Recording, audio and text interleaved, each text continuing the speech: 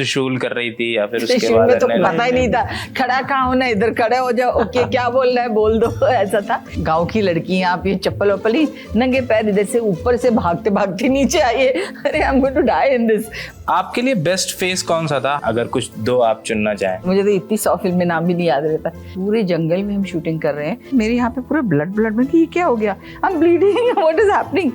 मैं तो ऐसे कांप रही हूँ, शॉर्ट के बोला नहीं जा रहा है मुझसे, लिटरली ऐसी चीजें हुई है। हमारी फिल्म के माध्यम से हम यही बताना चाहते हैं लोगों को, कभी भी कि लड़कों से क्यों नहीं पूछा जाता है। सेक्स को एक्सेप्ट कर चुके हैं बट वर्जिनिटी वर्ड को अभी भी धीरे धीरे से हिचकिचाहट से क्यों बोला जाता है। आपको लेके कभी ऐसा कुछ कमेंट हुए थे शुरू में जब आप आई? नहीं, हम तब तो सोशल मीडिया थे नहीं, वी वर वेरी लकी। परंपराओं को तोड़ते हैं, सीधे इंटरव्यू शुरू करते हैं, नो इंट्रो, क्योंकि फिल्म आ रही है परंपराओं को तोड़ने वाली। फिल्म का नाम जैसे आप पढ़ पा रहे होंगे, एक कोरी प्रेम कथा। उसकी कास्ट, उसके डायरेक्टर हमारे साथ हैं, चिन्मय है हमारे साथ डायरेक्टर, खनक हैं, कई लोग नाम अलग अलग प्रोनाउंस कर रहे थे उनका, तो मैंने सोचा सही नाम प्रोनाउंस किया जाए। Thank you so much. और पूनम ढिल्लो जी हैं, इनको तो आप सब जानते ही हैं। तो सबसे पहले तो इसी से शुरू करेंगे कि मैंने इसलिए इंट्रो नहीं दिया, आप ही लोग बताइए क्या है फिल्म, क्या इसमें कौन सी प्रथा के बारे में है, और ये अभी जैसे मैं बैठा हुआ था बहुत देर से, जैसे आप कह रहे हैं I am the patient man, तो उसमें क्या किन किन जगहों पे है, क्योंकि एक रील भी मैं ऐसी देख रहा था कहीं मिडिल ईस्ट कंट्री की थी, जिस प्रथा पे ये फिल्म है। तो मैं कहता हूँ ना सर, ये एक्चुअली एक कोरी प्रेम कथा, मतलब लड़की शादी के बाद कोरी है कि नहीं, मतलब प्योर है उस प्रथा का क्या नाम है? जो कुकड़ी। अभी वो राजस्थान से है, मतलब राजस्थान में है, हमारे नासिक के पास है, यूपी साइड है, कई जगह है, हमारे हिंदुस्तान में भी कई जगह पर है, प्लस मिडिल ईस्ट कंट्रीज में है, प्लस नॉर्थ अमेरिका में है, प्लस नाम अलग हो सकता है, या नाम अलग है, और उसका जो एप्लीकेशन है वो सेम है, माइंड टेस्ट सेम है कि एक औरत प्योर है कि नहीं। आदमी कितना भी इम्प्योर हो, आदमी कितनी भी उसकी पास्ट हो, जितनी भी उसकी लाइफ में लेडीज औरतें रह चुकी हों, बट औरत बिल्कुल कुछ होना नहीं चाहिए उसकी लाइफ में। So this is a very different kind of a society which we are living in. तो आज की डेट में भी ये बात लोग मानते हैं, और मॉडर्न सोसाइटी में एक अलग तरीके से होता है, वो एक चादर नहीं बिछाते हैं बट एक अलग तरीके से सवाल जवाब होता है। मतलब जैसे वैसा होता ना, गिफ्ट को दहेज को गिफ्ट का नाम दे दिया, वैसा टाइप नहीं। ऐसे मतलब कई बार क्या होता है कि लड़का लड़की की शादी फिक्स होती है, फिर ऐसे घूमने जाते तो लड़का ऐसे ही पूछ लेता है कि बातों में यू आर वर्जिन ना, अब बेचारी लड़की को क्या जाना, ओके, तो मतलब वहां से टेस्ट होना शुरू हो जाता है। तो ये हम लोग ने तभी ये समझा कि अगर ये कुकड़ी प्रथा जो हमारे हिंदुस्तान में है, ग्लोबल पूरा इश्यू है, मतलब यूनाइटेड नेशंस ने अगर ये बात को उठाया है, ब्रिटिश पार्लियामेंट में ये बात उठी है, 2022 में 2 साल पहले ये बैन हुआ रिवर्जिनाइजेशन, मतलब लोग रिवर्जिनाइजेशन यूके में ब्रिटिश पार्लियामेंट में लॉ पास हुआ, वेरी रिसेंट, 2 साल पहले। ये सब वेस्टर्न सर्जरी कराते थे वो लोग, रिवर्जिनाइजेशन, लड़की शादी के पहले वापस आयमन की सर्जरी करे, कि जिससे कोई बाद में लाइफ टाइम कोई प्रॉब्लम नहीं। इंडिया में भी होता है, बहुत सारे क्लिनिक्स में होता है, इट्स नॉट जस्ट लंदन और यूके जिसकी हम बात कर रहे हैं, वहां पे तो लॉ बनाया गया। इसीलिए सिनेमा ऐसी नहीं लगनी चाहिए कि लोगों को ऐसा लगे अरे ये तो कुछ पछात फिल्म होगी या ऐसी बैकवर्ड क्लास की, ऐसी ट्राइबल कम्युनिटी की, नहीं, ये पूरी सोसाइटी की सिनेमा है, ग्लोबल फिल्म है। ग्लोबल फिल्म है जी। और आपकी पहली फिल्म है जी। तो क्या चैलेंजेस थे फिल्म को करते समय? मैं उस पे बात नहीं करूंगा जो आपके एक्सटर्नल चैलेंजेस थे, जो आपने राइटिंग सीखी, किसी कैरेक्टर को आप जब कहते हैं ना उसको इंटरनल आप कितना समझते हैं उस किरदार को, वो पहली फिल्म में वो चूंकि इतना वैसा भारी सवाल है थोड़ा, पर पहले बहुत अच्छा है, रियली अप्रिशिएट दिस। सबने बाइक और इसकी बात की, बट आपने अंदर की चीज को समझा, because I think being a girl और वुमन माई सेल्फ, आप लाइफ में बहुत सोसाइटी में हमें बहुत चीज़ें, बहुत क्वेश्चंस पूछे जाते हैं, and I have grown up in an educated family, but at the same time I am the only girl in my family. तो बहुत चीज़ें होती हैं कि अरे रिलेटिव्स बोलते हैं लड़की को आपने बॉम्बे भेज दिया, like but I am lucky and blessed कि माई पेरेंट्स ट्रस्ट मी। तो यहीं से बोलना शुरू करूँगी कि मैं बहुत डिफरेंट हूँ सभ्यता के कैरेक्टर से। तो जब मेरे पास ये कैरेक्टर स्केच मिला मुझे कि लड़की ऐसी है, निडर है, टॉम बॉय है, but at the same it's not just, मैं टॉम बॉय नहीं बोलूँगी, वो सजना संवरना भी पसंद करती है, but at the same time वो लड़ाकी भी नहीं है। There is a perfect combination जहाँ वो चाहती है कि मैं उसको प्यार भी करना है, सब करना है, but at the same time self respect है, बट वो लड़ना चाहती है। बट वो कहती है कि अगर लड़कियां, मेरे पेरेंट्स ने मुझे ऐसे बड़ा किया है कि सभ्यता की बात कर रही हूँ कि किसी लड़की के साथ अगर बुरा हो रहा है तो मैं नहीं देख सकती। मैं वो लड़की जो नहीं भी बोल सकती है, मैं उसकी ज़बान बनूंगी और मैं लड़ूंगी गलत के खिलाफ। तो वो मेन क्रक्स था इस सभ्यता के कैरेक्टर का कि वो लड़की एकदम निडर है और प्रथा के खिलाफ, पूरे गांव के खिलाफ, चाहे वो लड़के से बहुत प्यार करती है और वो सब कुछ करने को रेडी है, वो उसके लिए बोलती है मैं नौकरी छोड़ हर चीज़ कर दूंगी। बट जब बात उसके सेल्फ रिस्पेक्ट की आती है और उस पर सवाल उठता है, उसने वो ये नहीं कि टेस्ट नहीं, वो बोलती है कि क्वेश्चन ही क्यों है ये, वो ये नहीं बोलती, और वो कहती है कि मैं हूँ या ना हूं उससे क्या फर्क पड़ता है। तो वही कभी भी कि लड़कों से क्यों नहीं पूछा जाता है। तो ये अभी भी हम सोसाइटी में वर्जिनिटी वर्ड, सेक्स को एक्सेप्ट कर चुके हैं, बट वर्जिनिटी वर्ड को अभी भी धीरे धीरे से हिचकिचाहट से क्यों बोला जाता है। हमारी फिल्म के माध्यम से हम यही बताना चाहते हैं, लोगों को एजुकेट करना चाहते हैं और अवेयरनेस क्रिएट करना चाहते हैं कि और भी बहुत रीजंस हैं for a girls hymen to break. Like आप जैसे अब लड़कियां हर जगह पे हैं, cycling, swimming, whatever you say, gym, तो बहुत ऐसे रीजंस हैं जहाँ जिसकी वजह से हाइमेन ब्रेक हो सकता है। सिर्फ pre marital sex is not the only thing. तो आप प्लीज़ लड़कियों को जज मत कीजिए, क्योंकि एक लड़की का अगर आप उसके सेल्फ रिस्पेक्ट पर उंगली उठाएंगे तो उससे उसका हौसला टूटेगा, उसकी फैमिली उजड़ सकती है। और कितनी बार लड़कियां दुख हार के कभी कभी सुसाइड अटेम्प्ट कर लेती हैं, खुद टूट जाती हैं। कि तो मैं बोलती हूँ कि पेरेंट्स को, फैमिलीज को कभी भी अपनी लड़कियों पे उनको ट्रस्ट करना चाहिए और उनका साथ देना चाहिए। अगर उनके साथ कभी कुछ बुरा हुआ या उन्होंने कुछ गलत किया भी है तो उन्हें समझा के उनके साथ खड़े रहना चाहिए। वो बहुत ज़रूरी है, क्योंकि अगर आपके साथ खड़े नहीं होंगे और वही आप पे उंगली उठाएंगे तो समाज कैसे एक्सेप्ट करेगा। तो जब त्रिशूल से शुरू करके अब आप बहुत लंबा सफ़र हो गया आपका, अब क्या प्रोसेस होता है पूनम ढिल्लों जी का किसी कैरेक्टर को अप्रोच करने का? क्योंकि अब तो बहुत सारा मतलब अनुभव हो गया। जैसे मैं जैकी श्रॉफ का एक बार इंटरव्यू कर रहा था तो वो कह रहे थे कि अब तो बिडू ऐसा होता है कि अब मुझे उतनी तैयारी नहीं करनी पड़ती है, सब रहता है यहाँ पे, सब फिट हो गया है। तो आपका क्या प्रोसेस है?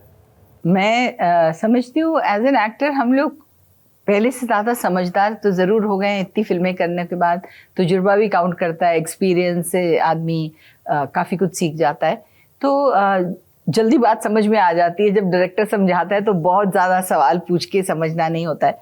और जब हम कभी सवाल करते हैं डायरेक्टर से तो हम सोच समझ के उनसे पूछते हैं कि ऐसा नहीं होना चाहिए। कई बार डायरेक्टर इतना इन्वॉल्व हो जाता है सब्जेक्ट में कि उसको आउटसाइड ओपिनियन कभी हुआ ऐसा कि सवाल पूछ लिया आपने? सवाल नहीं पूछते हैं हम, आप डिस्कस करते हैं। शुरू में कभी ऐसा हुआ होगा कि सवाल पूछ लिया, ऐसा त्रिशूल कर रही थी या फिर उसके बाद में तो पता ही नहीं था, खड़ा कहाँ होना, इधर खड़े हो जाओ, ओके क्या बोल रहा है बोल दो, ऐसा था। बट अभी हम कैरेक्टर्स को समझते हैं, उसके बारे में सोचते हैं और शॉट खत्म होने के बाद भी सोचते हैं। कई बार बोलते नहीं है वो हमने सीन किया उसमें थोड़ा करें ऐसा चेंज, क्योंकि बाद में अगले सीन में वैसा बोल रही। देखती हैं आप? कई लोग बहुत कम देखती हूँ। पुराने एक्टर्स, मतलब पुराने इन द सेंस जो काफी जो मॉनिटर के टाइप जो पहले भी काम करते थे, तो वो लोग मॉनिटर नहीं देखते। आज की जनरेशन को मैंने देखा बहुत मॉनिटर देखते हैं। उनको रिएश्योरेंस ज्यादा चाहिए। हमको पता है हमारे एंगल्स कौन से सही हैं, हमारी आवाज ठीक है, मैंने फंबल किया मैं खुद ही बोल दूंगी, डायरेक्टर को नहीं भी पता चला तो आई से listen I said the wrong word, please take another thing, मुझसे गलती हो गई। जैसे हम लोग एक शूट कर रहे थे, हम लोग पंचायत का क्लाइमेक्स शूट कर रहे थे और फटाफट हम लोग शूट कर रहे थे तो अचानक पूनम जी ने मुझे बोला, चिन्मय मुझे वो क्लोजअप मुझे वापस लेना है क्योंकि उसमें मैंने फंबल मारा था, क्योंकि क्राउड इतना था मुझे पता ही नहीं था। तो मैं तो दूर था, तो बाद में मैंने रीशूट किया। तो that's thing, because we ourselves know, अभी इतनी समझ तो हो गई है कि हम कब सही काम कर रहे हैं जब गलत। But at the same time एक कैरेक्टर के बारे में हमेशा सोचना पड़ता है। Every character is not Poonam Dhillon, every character is not XYZ character, सब एक इंडिविजुअल कैरेक्टर होते हैं। अभी इस फिल्म में जो मेरे कैरेक्टर का रोल है वो अलग टाइप का बैकग्राउंड है, उसका होल एटीट्यूड अलग है। So you have to follow your character. आपको देखना है उसकी जैसे ये यूपी बेस्ड है, अगर हम रख रहे हैं तो वो यूपी में क्या लिटरली लेके कि सिंदूर का रंग क्या होना चाहिए, यहाँ पे सही होना चाहिए, बिंदी कैसी होनी चाहिए, you think of all the external factors, और आप खुद अपना होमवर्क भी करते हैं उसमें। साड़ी भी ऐसी होनी चाहिए, वहाँ ऐसे नहीं पहनते हैं, ऐसे पहनते हैं। तो ये अपने आप को आई थिंक तैयार, एन एक्टर प्रिपेयर्स जो बोलते हैं, अंदर से भी होता है, बाहर से भी होता है। जितनी फिल्में की सबसे टफ प्रिपरेशन किस रोल ये बड़ा मुश्किल सवाल है। नहीं, हर फिल्म की अलग अलग होती है तो मतलब फिर भी एक होती है, एक याद ठहर जाती है कि इसमें तो बहुत टफ था कुछ। नहीं, प्रिपरेशन का नहीं मैं कहूँगी। कई बार ऐसा होता है कि सिचुएशंस शूटिंग की इतनी माहौल है, कई बार ऐसा होता है, I mean sometime you have to do the whole film नंगे पैर कर रहे हैं, आप गरम पत्थरों पे चल रहे हैं, रोमांटिक एक्सप्रेशन भी दे रहे हैं। जनता जो एग्जांपल मांग रही है, एग्जांपल ही तो दे रही हूँ मैं। तो ऐसी कई फिल्में हमने की। एक फिल्म का नाम आपको सुनना है, ये बोल रहे हैं आप? हाँ, जो जनता ने अगर देखी नहीं होगी तो क्या फायदा बोलने का। बिल्कुल देखी होगी। नहीं, बट एज एन एक्टर मैं ये कह रही हूँ कि आई हैव डन फिल्म्स जो हमको बर्फ में जाके एक शिफॉन की साड़ी पहन के अच्छे से रोमांटिकली गाना गाना पड़ रहा है, और मेरे हीरो ने फर जैकेट भी पहना हुआ है, बूट्स भी यहाँ तक पहने हैं, ग्लव्स भी पहने हैं। मैं तो ऐसे कांप रही हूँ, शॉर्ट के बोला नहीं जा रहा है मुझसे। आई मीन लिटरली ऐसी चीजें हुई है, एक एक्सट्रीम, और दूसरा कि इतनी गर्मी, आप सोचिए दोपहर के 2-3 बजे पूरे तप रही है पूरी जमीन, और हमको नहीं, आपका कैरेक्टर तो नंगे पैर है, आप गांव की लड़की हैं, आप ये चप्पल वप्पल ही नंगे पैर इधर से ऊपर से भागते भागते नीचे आइए, अरे I am going to die in this, but नहीं, करना पड़ता है। नूरी जैसी फिल्में, जैसे नूरी में तो फिर भी प्लेजेंट एटमॉस्फेयर था, वेदर अच्छा था। आई रिमेम्बर एक फिल्म हमने की थी कुद्रेमुख जगह में, वहाँ पे पूरे जंगल में हम शूटिंग कर रहे हैं, and suddenly I am seeing, मैंने व्हाइट ड्रेस पहना हुआ, मेरे यहाँ पे पूरा ब्लड में कि ये क्या हो गया, I am bleeding, what is happening. एक लीच, बहुत सारी लीचेस थी वहाँ, सब स्किन पे चिपकी हुई थी। It had gone inside my dress, it had bitten me and all blood was coming out. जब हम शूटिंग से घर पे जाते थे, बॉडी के अलग अलग पार्ट्स में लीचेस चिपकी होती थी, and then they told us don't pull it, you have to put salt on it and then वो ऑटोमेटिकली। कौन सी फिल्म थी मैम? कौन सी फिल्म थी हेमा? शिवा का इंसाफ। ओके, शिवा का इंसाफ, मुझे तो इतनी 100 फिल्में नाम भी नहीं याद रहता। शिवा का इंसाफ फिल्म थी, तो वो ये करते हुए हमारे इंडिया की फर्स्ट 3D फिल्म थी। तो ऐसी फिजिकल वो जो किसी को दिखाई नहीं देती है ना, आप तो अच्छे अच्छे गाने गा रही हैं, आप अच्छे अच्छे कपड़े पहन रही हैं, उसके बाद दिक्कतें जो होती है। Film making is tough business. Film making is tough business, Chinmay ji. तो इस फिल्म को बनाते समय क्या मतलब ऐसी कठिनाइयाँ आई आपके लिए? जैसे सब्जेक्ट लेके गए प्रोड्यूसर के पास, तो उनका ये था कि कमर्शियली चलेगा कि नहीं चलेगा, क्योंकि आजकल तो वैसी फिल्में जो इधर दोबारा से कोविड के बाद या पहले भी था, एक्शन फिल्में, जवान, पठान, सलार, इस टाइप की, एनिमल, इस तरह की। चलो, मजे की बात है कि ये मेरे जो प्रोड्यूसर है वो बहुत ताकतवर है। सब्जेक्ट मेरे पास आया था तो पहले से प्रोड्यूसर डिसाइडेड था, तो मुझे उतना टेंशन नहीं हुआ। और दूसरी बात वो थी कि हम लोग ने करेक्ट बजट में प्लान करके ये फिल्म बनाई, कि जिसकी वजह से हम लोग करेक्टली इसका बिजनेस कर पाए। तो that was the risk factor कम। या रिस्क फैक्टर कम। आपका क्या एक्सपीरियंस रहा? राज बब्बर जी थे इसमें, पूनम जी थी, और मतलब एक तरह से मास्टर क्लास थी। बिल्कुल बिल्कुल। और मेरे पहली लिए फिल्म में ऐसा मिल जाना मुझे तो लगता है कि मुझे साथ में इतना कुछ सीखने को मिला फर्स्ट फिल्म के हिसाब से। क्या सीखने को मिला? आई थिंक वो लोग, उनका जो ऑरा है, चाहे राज बब्बर सर हो, पूनम मैम हो, आई डोंट नो, उनमें एक अलग ही पॉजिटिविटी है। जब वो एक रूम में आते हैं तो I think they light up the whole space. उनकी पर्सनैलिटीज ऐसी हैं कि अब कोई भी उनकी एज मैटर नहीं करती। अभी भी उनको आप देखोगे तो वैसे लगती है वाओ। आई मीन हम चुप नहीं हो, मतलब मैंने बहुत बचपन में लाइक वो सब मूवीज नहीं देखी। प्रीति जिंटा वाला उदाहरण दे रहे हैं। हाँ, तो अभी भी I think 20 years Yash Chopra sir ने अपनी हीरोइंस को एक ऐसा आइकॉनिक वे में प्रेजेंट किया कि हम ब्यूटी क्वींस को, मैम तो मिस इंडिया भी रह चुकी हैं, हम उन्हें ऐसे पोर्ट्रे करते हैं और ऐसे सोचते हैं कि वो like they are dream girls. So I think ma'am की पर्सनैलिटी ऐसी ऐसी है, इवन राज सर, उनकी पर्सनालिटी इतनी अच्छी है कि वो लोग इतना कंफर्टेबल फील कराते हैं अपने आसपास, चाहे वो असिस्टेंट डायरेक्टर हो, चाहे वो आसपास कोई भी लोग हो, वो इतने प्यार से सबसे पेश आते हैं, उनमें भी जो अच्छाई है वो दिखती है। तो उनकी वो उनकी जो कैरेक्टर्स हैं वो मैं उनको नोटिस करती थी सेट पे कि मेरी तो ये फर्स्ट फिल्म है, बट ये लोग कितने एक्सपीरियंस हैं, बट आज भी इतने डाउन टू अर्थ हैं। तो आई थिंक उसी वजह से वो लोग आज यहाँ बैठे हैं, बिकॉज उन्होंने हर चीज़ को अच्छे से लोगों को इज्जत दी है, उन्हें इतना प्यार मिला, तो उन्होंने उस चीज़ को सिर पे नहीं बिठाया। वो लोग आज भी इतने डाउन टू अर्थ हैं, तो that's why they are getting work till now and they are working successfully. तो मेरे को एक्टिंग तो ऑफकोर्स उनका जो एक्सपीरियंस था वो मुझे गाइड करते रहते थे कि खनक की डू दिस, इससे सीन बेटर लगेगा, तो वो उनकी कांस्टेंट गाइडेंस जरूर रहती थी। और ऑफ कोर्स मुझे बहुत कुछ सीखने को मिला उन लोग के साथ काम करने के बाद। पेशेंस आई थिंक, या बिकॉज पूरे दिन हम वैनिटी में होते थे और वेट करते थे कि हमारी टर्न आएगी। तो मैं सोचती थी मुझे ऐसा लग रहा है तो मैम और सर इतने एक्सपीरियंस से वो लोग कैसा फील कर रहे होंगे। सो बाद में समझ आया कि दे यूज्ड टू बी सो काम and composed. I think film industry में ये बहुत इंपॉर्टेंट चीज़ है, क्योंकि मेरे लिए फर्स्ट एक्सपीरियंस था तो मैं समझ रही थी। थैंक गॉड कि मैं भी एज खनक बहुत पेशेंट हूँ, तो मुझे ऐसा वो नहीं लगा, but I think we need to learn that from them कि उनकी जनरेशन आज भी इतनी एक्सपीरियंस के बाद भी पेशेंट है। हाँ, अभी मिस इंडिया की बात कर रही थी आप। मिस इंडिया से लेके फिर इतना लंबा करियर रहा, फिल्मों का, टीवी का, बिग बॉस, फिर सब इतना सब करके आपके लिए बेस्ट फेस कौन सा था? हाईज और लोज क्या थे आपके, अगर कुछ दो आप चुनना चाहें? जिस दिन आप पूनम ढिल्लन के ऊपर पूरा इंटरव्यू कर रहे हैं तब ये सवाल दूंगी। आज तो आप कोरी प्रेम कथा के बारे में बात करिए। मेरी लाइफ की जर्नी तो बहुत लंबी है, एक पूरा इंटरव्यू करेंगे हम इसके बारे में, क्योंकि आप मुझे इतना कुछ सोचने पे मजबूर कर रहे हैं।